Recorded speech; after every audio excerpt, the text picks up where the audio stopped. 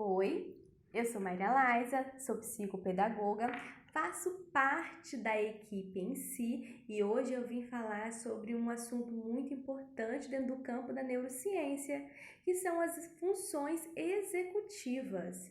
Qual é o seu papel dentro do processo de ensino-aprendizado? Por que é tão importante você usar as funções executivas, o papel dessas funções, como um parâmetro na hora de olhar se seu aluno tem uma possibilidade de dificuldade? Vamos pensar um pouco mais sobre isso? Então, podemos entender que as funções executivas são um conjunto de habilidades. E esse conjunto de habilidades, ela tem uma função. Ela precisa executar algo nesse processo cognitivo. E é esse processo que nós vamos conversar. A função executiva em si, existe vários estudos. Cada estudo vai subdividindo as funções. E existe um estudo que tem sido mais aceito entre os estudiosos, que é o estudo fatorial. Ele divide as funções executivas em três principais ideias.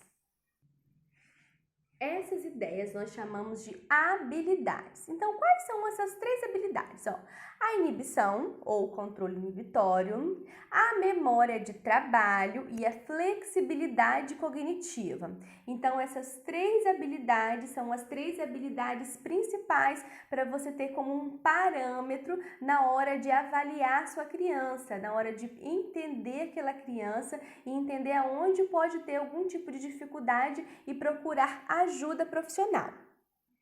Então, vamos falar primeiro sobre a inibição ou controle inibitório.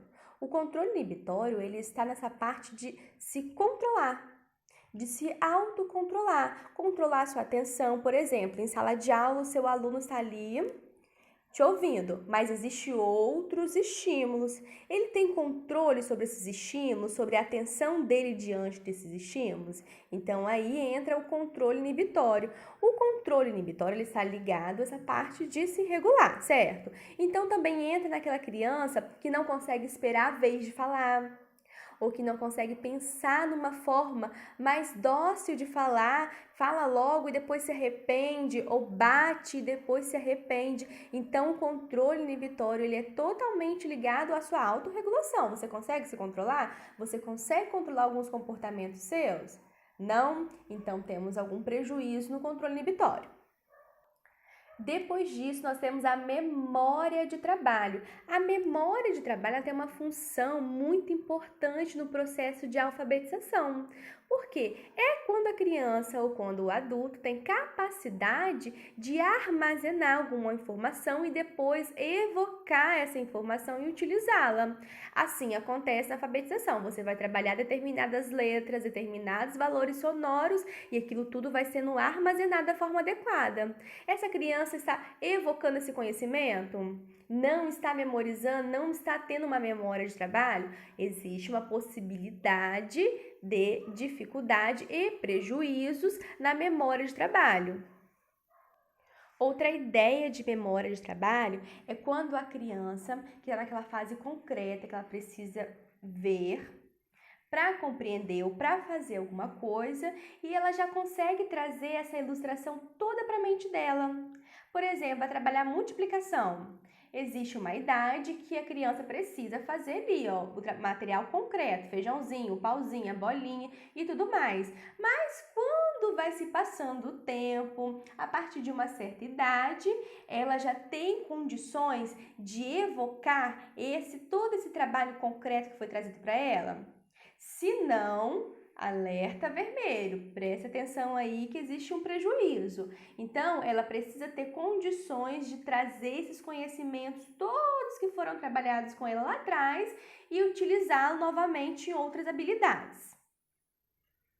E em seguida temos a flexibilidade cognitiva. A flexibilidade cognitiva, ela diz muito da sua forma de aprender. A flexibilidade cognitiva, ela está muito ligada às suas demandas com o ambiente. Essa criança está conseguindo ter uma nova demanda, conseguindo criar uma nova forma de aprender a matemática? Não? Epa! Liga aí o alerta. Essa criança não está conseguindo fazer novas rotas de aprendizado. ela não sai de determinado conteúdo. Então, é preciso observar e entender o que está acontecendo. Então, você percebe uma dificuldade na flexibilidade cognitiva quando aquela criança tem dificuldade de mudar o foco. Ela está aprendendo agora matemática, agora chegou a aula de ciências e ela tem dificuldade de fazer essa passagem de matemática para ciência. Isso é uma dificuldade, isso mostra uma possibilidade de dificuldade na parte de flexibilidade cognitiva. Um outro exemplo também de prejuízos na flexibilidade cognitiva é quando a pessoa tem aquela rotina. Vamos supor, levantou, escovou o dente, tomou café da manhã, ela tem ali a rotina dela. E se em algum momento, por alguma situação, ela não puder cumprir essa rotina, ela não sabe o que fazer, ela fica perdida. Aí nós vemos a dificuldade em criar novas alternativas, em criar novas possibilidades de aprendizado. E essa habilidade ela é muito importante o professor observar, porque é a partir dessa habilidade que a criança faz rotas de aprendizado, faz novas rotas de aprendizado. É importante falar que as funções executivas, ela começa na infância e vai até a vida adulta.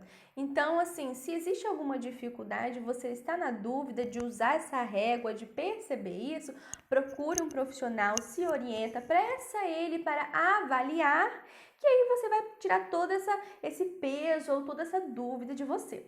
Eu espero ter ajudado. Eu acho esse assunto muito importante ser discutido para nossas crianças, porque estimular essa parte das funções executivas, nós temos muitas redes neurais. A criança faz muitas possibilidades de aprendizado. Então, estamos à disposição. Qualquer coisa é só chamar aí.